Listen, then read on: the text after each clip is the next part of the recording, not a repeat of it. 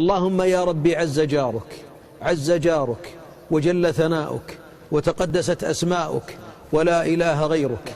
اللهم يا سامع الصوت، يا سابق الفوت، يا كاسي العظام لحما بعد الموت، يا رحمن الدنيا والآخرة ورحيمهما، يا بر يا رحيم يا منان يا بديع السماوات والأرض، نسألك بأننا نشهد أنك أنت الله لا إله إلا أنت الأحد الصمد الذي لم يلد ولم يولد ولم يكن له كفوا أحد. نسألك باسمك الأعظم الذي إذا دعيت به أجبت وإذا سئلت أعطيت. اللهم ارفع الوباء والبلاء والداء عن هذه الأمة وعن سائر بلاد العالمين يا رب العالمين. اللهم ارحم ضعفنا، اللهم ارحم ضعفنا، اللهم ارحم ضعفنا واجبر كسرنا. اللهم إنا خلق من خلقك، اللهم إنا خلق من خلقك، فرحمة منك يا رب تغنينا عمن سواك. يا رب اللهم ارحم شيوخ الركع وأطفال الرضع وبهائم رتع.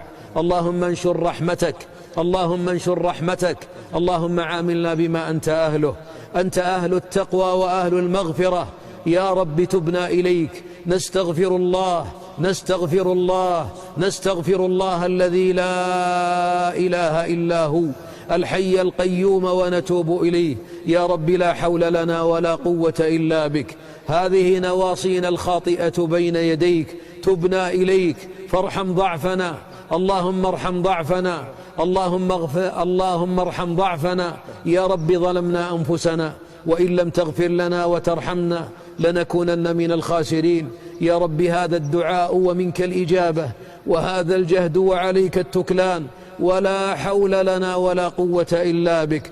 اللهم لا تردنا خائبين، اللهم لا تردنا خائبين، اللهم لا تردنا خائبين.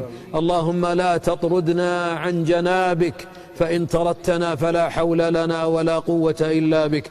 اللهم صل على محمد وعلى آل محمد كما صليت على إبراهيم وعلى آل إبراهيم إنك حميد مجيد. وآخر دعوانا أن الحمد لله رب العالمين. الله يتقبل منا ومنكم يا رب العالمين.